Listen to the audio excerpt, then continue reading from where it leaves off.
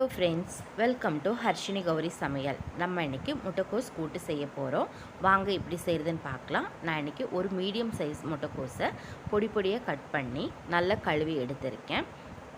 அதோடையே ஒரு சின்ன டம்ளரில் 1 டம்ளர் அளவு பாசிப்பருப்பு ஊற வச்சு எடுத்துக்கோங்க.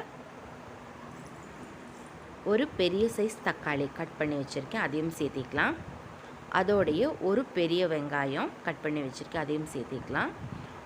1/4 ஸ்பூன் அளவு மஞ்சத்தூள், 1 ஸ்பூன் அளவு சாம்பார் தூள், தேவையான அளவு உப்பு, 1 ஸ்பூன் ஆயில், நம்ம சமையலுக்கு யூஸ் பண்ணுவோம்ல அந்த எண்ணெய் சேர்த்திக்கோங்க. காய் வேகிறதுக்கு தேவையான அளவு தண்ணி சேர்த்தி 3 விசில் வச்சு எடுத்துக்கோங்க. காய் வேகிறதுக்குள்ளேயும் நம்ம தேங்காய் விழுது அரைச்சிட்டு வந்துடலாம். சின்ன சைஸ் தேங்காயில் 1/2 மூடி அளவு தேங்காய் எடுத்திருக்கேன். அதோட 10 சின்ன வெங்காயம், 1 பச்சை மிளகாய், 3 பூண்டு, 1 ஸ்பூன் சீரகம் நல்லா நைஸாக தேவையான அளவு தண்ணி சேர்த்து அரைச்சி எடுத்துக்கோங்க. நம்ம காய் இப்போ வெந்துடுச்சு, ஓப்பன் பண்ணி பார்த்துடலாம். பார்த்திங்கன்னா நம்ம காய் நல்லா வெந்துடுச்சு.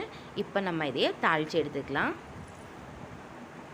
ஒரு பாத்திரம் சூடானதும் 2 டேபிள் ஸ்பூன் அளவு எண்ணெய் சேர்த்திக்கோங்க. எண்ணெய் காஞ்சதும் 1 ஸ்பூன் அளவு கடுகு நல்லா பொரியட்டும். இதோடைய 1 ஸ்பூன் அளவு கடுகு உளுத்தம்பருப்பு சேர்த்திக்கோங்க. ஒரு பெரிய வெங்காயம், 2 வரமிளகாய், 1 கொத்து கருவேப்பிலை. இதோடைய நம்ம வேக வச்சுருக்கிற முட்டைக்கோஸ் சேர்த்திக்கலாம். இதோட நம்ம அரைச்சி வச்சுருக்க தேங்காய் விழுது சேர்த்திக்கலாம். தேங்காய் விழுது சேர்த்து நல்லா கலந்துக்கோங்க. தேங்காய் விழுதோட பச்சை வாசம் போகிற வரைக்கும் நல்லா வதக்கி விடுங்க. உப்பு பார்த்து சேர்த்திக்கோங்க. நம்ம காய் வேகும் போதே உப்பு சேர்த்திருப்போம்.